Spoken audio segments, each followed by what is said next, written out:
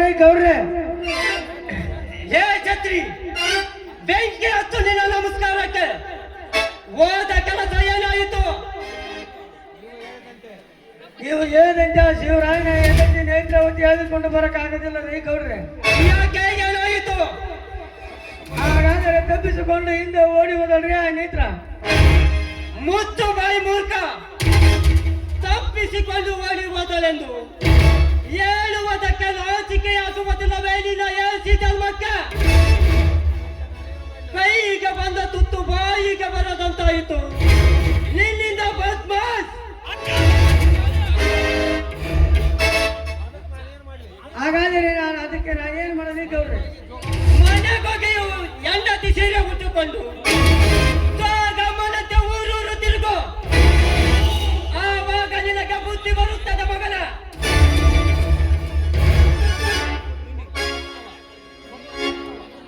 ಹಾಗಾದರೆ ನಮ್ಮಿಂದ ತಪ್ಪಿಸಿಕೊಂಡು ಓಡಿ ಹೋದಳ್ರಿ ಆ ನೇತ್ರ. ಆ ನೇತ್ರಾವತಿಯನ್ನು ನಾನು ನೋಡಿಕೊಳ್ಳುತ್ತೇನೆ, ನೀನಿನ್ನು ಹೋಗು.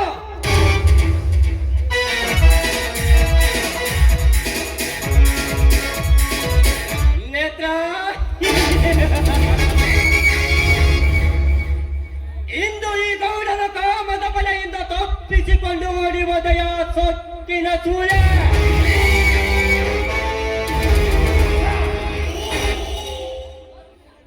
ಮುಂದೊಂದು ದಿನ ನಿನ್ನ ಸೀರೆ ಬಿಚ್ಚಿ ತಡೆ ಏರಿದ ಬಿಡಿನಾಗರ ನಾನಾಗಿ ನಿನ್ನ ಸೀರೆ ಸವಿಯದಿದ್ದರೆ ನನ್ನ ಹೆಸರು ನರಕಾಧಿಪತಿ ನಾಗೇಗೌಡನೇ ಅಲ್ಲ.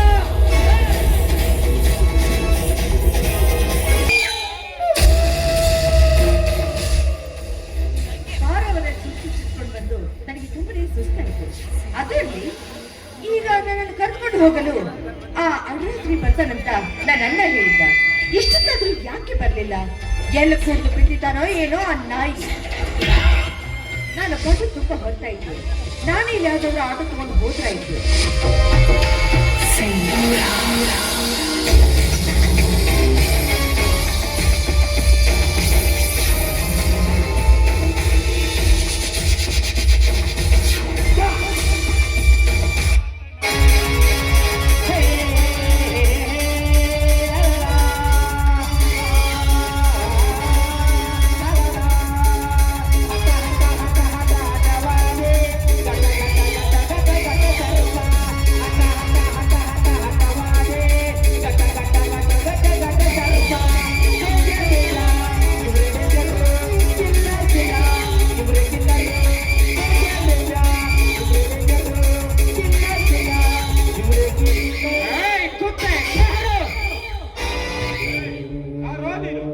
ನಾನ್ಯಾರೆನ್ನುವುದನ್ನು ಹರಿಯದ ಅವಿವೇಕಿ, ಮುಗಿಯಿತು ನಿನ್ನ ಕತೆ.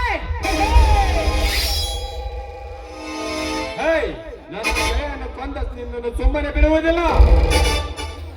ಇಂಡು ಹುಲಿಗಳ ಕಂಡ ಗಂಡು ಹುಲಿಗಳ ನಾಯಕನ ತಾಯಿ ರಾಯನಿಗೆ ಪಿಸ್ತೂಲು ತೋರಿಸುವೆಯ ಸಂಡಲನ ಮಗನೇ. ಮುಗಿಯಿತು ನಿನ್ನ ಕತೆ.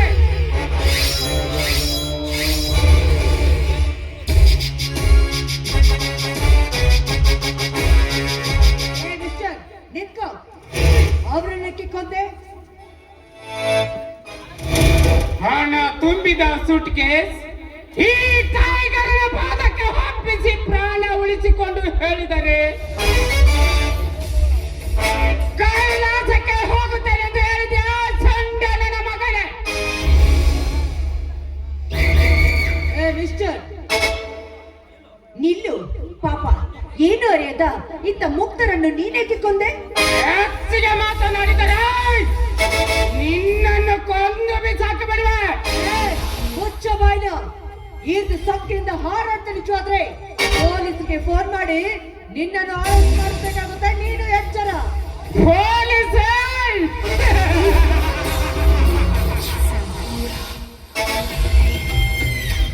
ಈ ರಾಯಣ್ಣನನ್ನು ಕೊಂಡರೆ ಸಾಕು, ಸಲಾಮೆಂದು ಸೆರೆಲಾಗುತ್ತದೆ.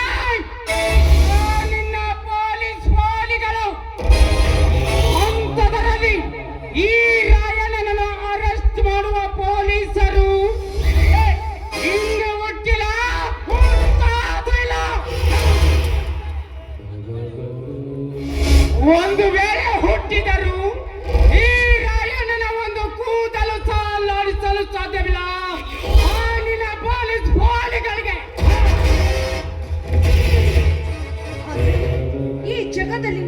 ಶೂರನಿರುವೆಯಾ? ಸೂರ್ಯ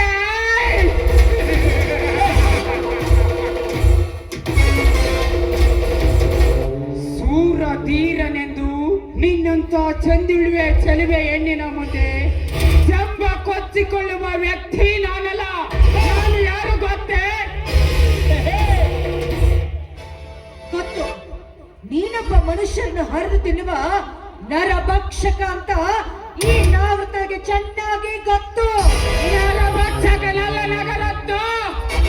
ಈ ರಾಯಣ್ಣ ಸೇಡಿಗಾಗಿ ನಿಂತರೆ ಸೇಡಿಗಾಗಿ ಸಿಡಿದಂತ ಶಿವನಗ.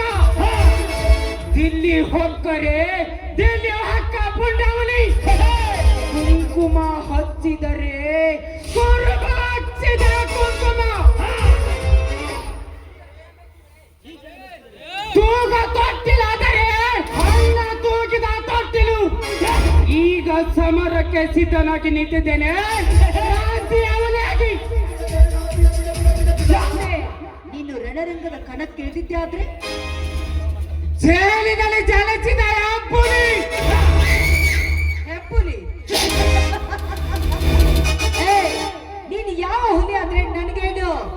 ನಮ್ಮಣ್ಣಿನ ವಿಷಯ ನಿನಗಿನ್ನೂ ಗೊತ್ತಿಲ್ಲ ಅಂತ ಕಾಣಿಸ್ತಾ ಇದೆ. ಗೊತ್ತಿದ್ರೆ ನೀನ್ ಈ ರೀತಿ ಮಾತಾಡ್ತಾನೆ ಇರಲಿಲ್ಲ. ಅವನವನೇ ನಿಮ್ಮಣ್ಣ. ಅವನೇನು ದೇಶಕ್ಕೆ ಹಣ್ಣ ಹಾಕುವ ಅನ್ನದಾತನೇ? ಇಲ್ಲ, ಸ್ವತಂತ್ರಕ್ಕಾಗಿ ಹೋರಾಡಿದ ಮಹಾತ್ಮ ಗಾಂಧೀಜಿನ. ಅವನವನೇ ಅರಕಚ್ಚೊಂಡು. ಈ ಚಿಹ್ನೆಯ ಜೀವ ತಾಲೂಕಿನ ತಲೆಕಂಬ. ಈ ಊರಲ್ಲಿ ಆಕರ್ಷಕ ಶ್ರೀಮಂತ ನಾಗೇಗೌಡ ಅಂತ. ಈ ನಾಗರತ್ನ ಗೌಡನ ತಂಗಿಯೇ.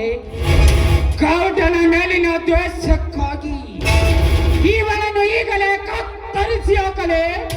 ಇಲ್ಲ, ಇವಳ ಶೀಲ ಹರಣ ಮಾಡಿ ಆ ಗೌಡನಿಗೆ ಬುದ್ಧಿ ಕಲಿಸಲೆ. ಬೇಡ ಬೇಡ, ನನ್ನ ಸೇಡಿರುವುದು ಆ ಗೌಡನ ಮೇಲೆ. ಸುಮ್ಮನೆ ಆ ಸೇಡನ್ನು ಈ ಹೆಣ್ಣಿನ ಮೇಲೆ ತೀರಿಸಿಕೊಳ್ಳುವುದು ಸರಿಯಲ್ಲ. ಮುಂದೆ ನಾನೇ ಆ ಗೌಡನಿಗೆ ಹೊತ್ತು ಬುದ್ಧಿ ಕಲಿಸುತ್ತೇನೆ. ಯಾಕೆ ರಾಯ, ನಮ್ಮಣ್ಣನ ಹೆಸರು ಕೇಳಿದ ತಕ್ಷಣವೇ ಸಿಡಿದು ಬರೆದಂತೆ ನಿಂತ್ಬಿಟ್ಟೆ ಅಲ್ಲ? ಯಾಕೆ ಭಯಾನ?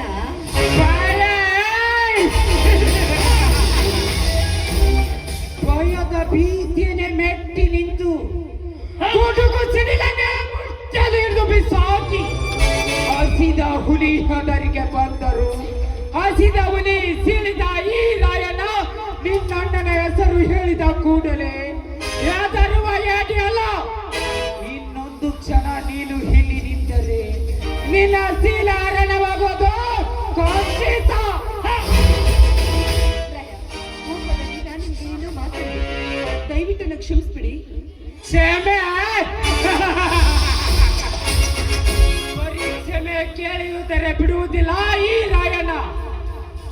ನಾನು 3 ಚಿಟಿಕೆ ಹೊಡೆಯೋದ್ರೊಳಗಾಗಿ ನಾನು ಸ್ಮೋಕಿಂಗ್ ಮಾಡುವ ಸಿಗರೇಟಿಗೆ ಬೆಂಕಿ ಹಚ್ಚಿ ರಂಜಿಗದ ಈ ರಾಯಣ್ಣನ ಮನ ತೊಡಿಸುವಂತೆ ಒಂದು ಹಾಡು ಹೇಳು. ಹಾಡ ನನಗೆ ಹಾಡ್ಲಿಕ್ಕೆ ಬರೋದಿಲ್ಲ. ಹಾಡುವುದಷ್ಟೇ ಅಲ್ಲ, ಕುಣಿಯುತ್ತಾಡಬೇಕು. ಈ ರತಿದರೆ ಇಲ್ಲಿ ನಡೆಯೋದೇ ಬಾರೆ.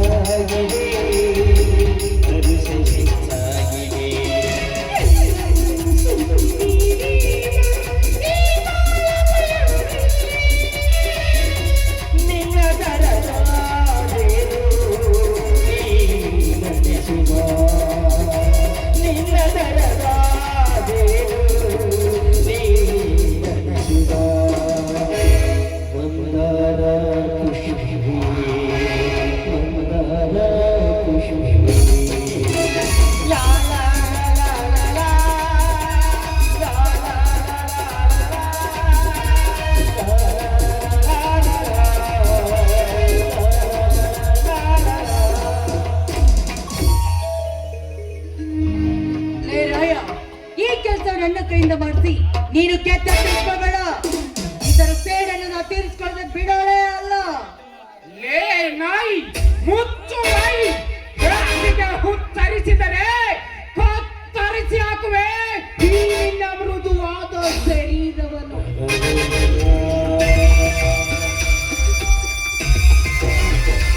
ಅಪ್ಪ ರಾಯಣ್ಣ ಕೆಳಗಿಳಿಸೋ ನಿನ್ನ ಈ ಕ್ರಾಂತಿ ಕಡಗನ. ಅಯ್ಯೋ ಹೆಣ್ಣು ಕೊಲೆ ಕೊಲೆ. ಏ ಭಕ್ಷೆ, ಹೆಚ್ಚಿಗೆ ಹುತ್ತರಿಸಿದರೆ ಅವರ ಜೊತೆ ನೀನು ಸತ್ತವಾಗುವೆ. ರಾಯಣ್ಣ ನಾಡ ಬಿಟ್ಟು ಈ ನಾಡಿಗೆ ಯಾಕೆ ಬಂದಿ ಅಂತೀನಿ. ಲೇ ರಾಯ, ನಮ್ಮ ನನಗೆ ಹೇಳಿ, ನೀನು ಮತ್ತು ಸರಿಯಾಗಿ ಬುದ್ಧಿ ಕಲಿತೆ ಹೋದ್ರೆ ನನ್ನ ಹೆಸರು ನಾಗಕಣ್ಣಿಗೆ ನಾಗರತ್ನದೇವ.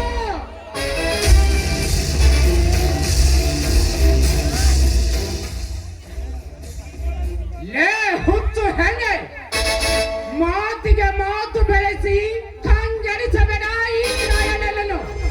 ಸುಮ್ಮನೆ ಮರ್ಯಾದಿಂದ ಸೇಫ್ ಆಗಿ ಮನೆ ಸೇರಿಕೋ. ಇದು ನಿನಗೆ first time, last time. You get out.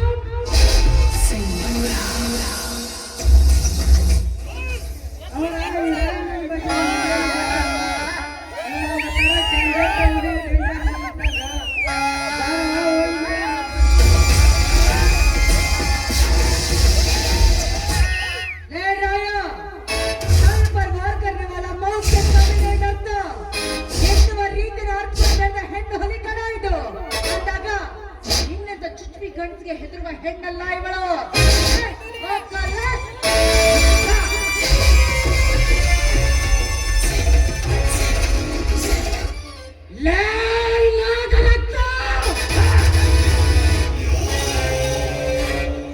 ನಿನ್ನಣ್ಣನಿಗೆ ಹೇಳಿ ಈ ರಾಯಣ್ಣನಿಗೆ ಬುದ್ಧಿ ಕಲಿಸ್ತೀಯಾ?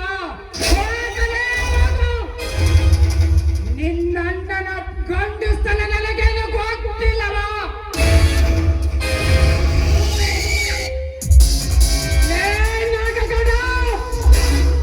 ಇಂದಿಲ್ಲ ನಾಳೆ ಆದರೂ ನಿನ್ನ ದೇಹದ ಮಾಂಸ ನಮ್ಮೂರ ನಾಯಿಗಳಿಗೆ ಹಾಕುತ್ತಿದ್ದರೆ ನನ್ನ ಹೆಸರು ಕ್ರಾಂತಿಗಾಗಿ ಸಿಡಿದದ್ದು ರಾಯಣ್ಣನೇ.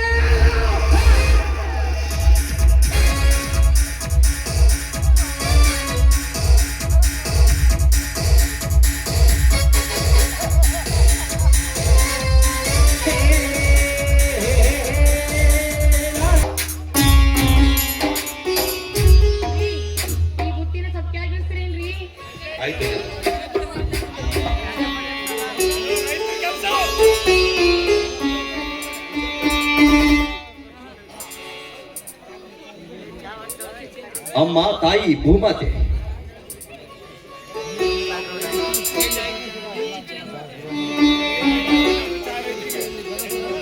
ಈ ಸೃಷ್ಟಿಯಲ್ಲಿ ಜನಿಸಿದ ಎಲ್ಲ ಜೀವರಾಶಿಗಳಿಗೆ ಅನ್ನ ಕೊಡುವ ಭೂಮಾತೆ, ನಿನ್ನನ್ನು ನಂಬಿ ಮಣ್ಣಿನ ಮಕ್ಕಳಾಗಿ ದುಡಿಯುತ್ತಾ ಬಂದಿದ್ದೇವೆ.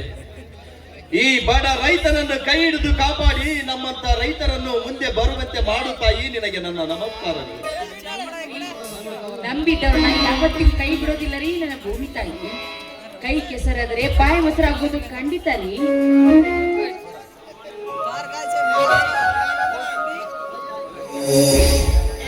ಅತ್ತಿಗೆ ಇನ್ನು ಕೆಲಸ ಮಾಡ್ತಿದ್ದೀರಲ್ಲ, ಬನ್ನಿ ಕುಳಿತುಕೊಂಡು ಸ್ವಲ್ಪ ವಿಶ್ರಾಂತಿ ತೆಗೆದುಕೊಳ್ಳಿ.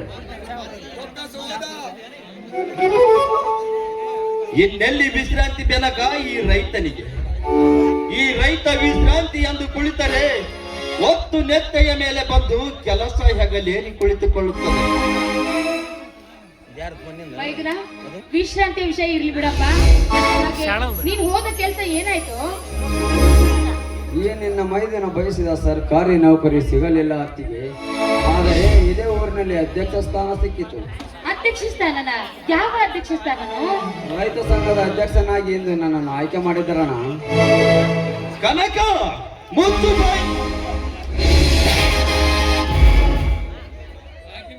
ಇನ್ನೊಂದು ಸಾರಿ ಅಧ್ಯಕ್ಷನಾಗುತ್ತೇನೆಂದು ಮಾತನಾಡಿದರೆ ನಿನ್ನ ಕತ್ತು ಸಹ ತೆಗೆಯಲು ಏಸುವುದಿಲ್ಲ ಈ ನಿನ್ನ ಅಣ್ಣ ಶಿವರಾಯ. ಏನ್ ಮಾತಾಡ್ತಾ ಇದ್ದೀರಾ ನೀವು? ಹುಟ್ಟಿ ಇಷ್ಟು ದೊಡ್ಡವನಾದ್ರೂ ನನ್ನ ಮೈದನನ ಮೇಲೆ ಒಂದೇ ಒಂದು ಕೈ ಸಹ ಮಾಡಿಲ್ಲ. ಅಷ್ಟೇ ಯಾಕೆ, ಸಿಡುಕು ಮಾತ್ರದಿಂದ ಅವನನ್ನು ಬೈದಿಲ್ಲ. ಆದ್ರೆ ಇವತ್ತು ಅಧ್ಯಕ್ಷ ಸ್ಥಾನ ಸಿಕ್ಕಿದೆ ಅಂದ ತಕ್ಷಣವೇ ಅವನ ಕೆನ್ನಿಗೆ ಬಾರಿಸಿದ್ರಲ್ಲ, ಯಾಕ್ರಿ? ಏನಾಯ್ತು ಅಂತ ಹೇಳ್ರಿ. ಹೊಡೆಯಲು ಬಿಡು ಅತ್ತಿಗೆ, ಹೊಡೆಯಲಿ. ಈ ನನ್ನ ಅಣ್ಣ ಬಿಟ್ಟು ಈ ಬೆನಕನ ಮೇಲೆ ಕೈ ಮಾಡುವ ಧೈರ್ಯ ಯಾರಿಗಿದೆ ಈ ಊರಿನಲ್ಲಿ? ಈ ನನ್ನ ಅಣ್ಣ ಹೊಡೆಯೋದಕ್ಕೆ ನನಗೆ ಕೋಪವಿಲ್ಲ. ಆದರೆ ಆ ರೈತ ಸಂಘದ ಅಧ್ಯಕ್ಷನಾಗಬಾರದೆಂದು ಅದಕ್ಕೆ ಕಾರಣ ಹೇಳಣ್ಣ, ಹೇಳು. 17 ವರ್ಷಗಳ ಹಿಂದೆ ರೈತ ಸಂಘದ ಅಧ್ಯಕ್ಷನಾದ ನಮ್ಮ ದಣಿಯಾದ ನನ್ನ ಸಾಕು ತಮ್ಮನ ಕನಕನ ತಂದೆಯಾದ ಅಮರವೀರ ಬೇಡ ಬೇಡವೆಂದರು. ರೈತ ಸಂಘ ಗೌಡನನ್ನು ಹೆದರ ಹಾಕಿಕೊಂಡು ರೈತ ಸಂಘದ ಅಧ್ಯಕ್ಷನಾಗಿ ಸಮಾಜಘಾತುಕರಾದ ಗೌಡರ ಕಟಿ ಮುಷ್ಟಿಯಲ್ಲಿ ಸಿಕ್ಕು ಸತ್ತು ಹೋದ ವಿಷಯ ಈ ಬೆನಕನ ಮುಂದೆ ಹೇಳಲೇ ಬೇಡ ಬೇಡ. ಒಂದು ವೇಳೆ ಅಪ್ಪಿ ತಪ್ಪಿ ಈ ವಿಷಯ ಆ ಗಂಡುಗಲಿ ಪುಂಡ ಕನಕನಿಗೆ ಗೊತ್ತಾದರೆ ಹೆಣಗಳ ರಾಶಿಗಳೇ ಬಿದ್ದು ರಕ್ತದ ಕಾರ್ಯವೇ ಅರಿಯುವುದರಲ್ಲಿ ಸಂದೇಹವೇ ಇಲ್ಲ. ಯಾಕ್ರಿ ಮೂಕರಾಗಿ ನಿಂತ್ಬಿಟ್ರಿ? ಯಾವ ವಿಷಯ ಏನಾಯ್ತು ಅಂತ ಹೇಳ್ರಿ. ಅದೆಲ್ಲವನ್ನು ಮುಂದೆ ಸಮಯ ಬಂದಾಗ ಹೇಳುತ್ತೇನೆ ನೇತ್ರ. ದಯವಿಟ್ಟು ಆ ವಿಷಯವನ್ನು ಮಾತ್ರ ಕೇಳಬೇಡ. ನಿಮಗೆ ಬೇಡವಾದ ವಿಷಯ ಕೇಳಿ ನಿಮ್ಮ ಹೃದಯಕ್ಕೆ ಗಾಯ ಮಾಡುವ ಹುಚ್ಚು ನನಗೆಲ್ಲಣ. ಆದರೆ ಆ ರೈತ ಸಂಘದ ಅಧ್ಯಕ್ಷನಾಗಿ ಅಧ್ಯಕ್ಷ ಸ್ಥಾನ ಬೇಡವೆಂದು ಕಠೋರವಾಗಿ ನುಡಿಯಬೇಡ, ನಾನು ನುಡಿಯಬೇಡ. ಈ ನಿನ್ನ ತಮ್ಮನ ಕೈಗೆ ಬಂದಂತ ತುತ್ತು ಬಾಯಿಗೆ ಬರದಂತಾಗುತ್ತದೆ. ನೋಡು ಬೆನಕ, ನೀನು ಅಧ್ಯಕ್ಷನಾಗುವುದೇ ನಿರ್ಧಾರವಾದರೆ ನೀನು ಈ ನಿನ್ನ ಅಣ್ಣನನ್ನು ಮರೆತು ಬಿಡಬೇಕಾಗುತ್ತದೆ. ಎತ್ತರ ಅಣ್ಣ, ಆಯ್ತಣ್ಣ, ನಿನಗೆ ಬೇಡವಾದ ಅಧ್ಯಕ್ಷತೆ ನನಗೂ ಬೇಡ. ನಾನು ಅಧ್ಯಕ್ಷನಾಗೋದನ್ನು ಬಿಟ್ಟು ಬಿಡುತ್ತೇನೆ. ಆದರೆ ನೀನು ನನಗೊಂದು ಮಾತು ಕೊಟ್ಟರೆ ಮಾತ್ರ. ಅದೇನಂತ ಹೇಳು ಕನಕ. ನಿನ್ನಾಣೆಯಾಗಿಯೂ ಖಂಡಿತ ನಾನು ಆ ಮಾತನ್ನು ನಡೆಸಿಕೊಡುತ್ತೇನೆ. ಹಾಗಾದರೆ ಅಣ್ಣ, ಈ ಸಲ ಬರುವ ಚುನಾವಣೆಯಲ್ಲಿ ನೀನು ಕಡುವರಿಯಾದನಾಗೆ ಗೌಡನ ಎದುರಾಗಿ ಎಲೆಕ್ಷನ್ ನಾಮಿನೇಷನ್ ಕೊಡಲೇಬೇಕು.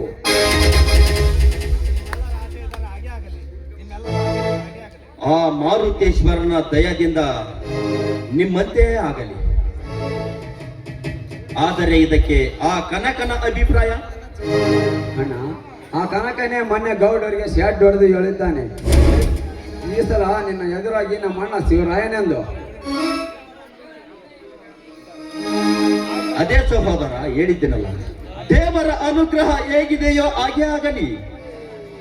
ಅಣ್ಣ, 106 ಜನರಿಗೆ ಅನ್ನ ಹಾಕಿ ರಾಜಕೀಯದಲ್ಲಿ 10 ಜನರಿಗೆ ಪ್ರೀತಿ ಬೆಳೆಸಿ ಮುತ್ತೈದರಿಗೆ ಎತ್ತಪ್ಪನಾಗಿ ನೊಂದ ರೈತರ ಕಣ್ಣೀರೋಸವ ನಾಯಕ ನೀನಾಗಬೇಕಣ್ಣ, ನಾಯಕ ನೀನಾಗಬೇಕು.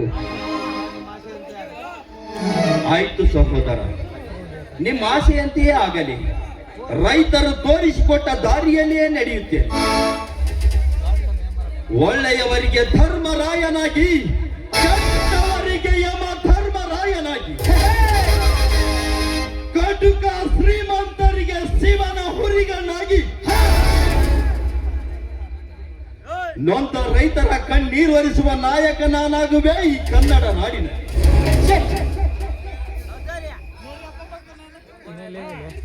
ಬೆನಕ, ನೀನು ಹೋಗಿ ಒಂದು ಕೊಡ ನೀರು ತೆಗೆದುಕೊಂಡು ಬಾ. ಎಲ್ಲರೂ ಸೇರಿ ಊಟ ಮಾಡೋಣಂತೆ.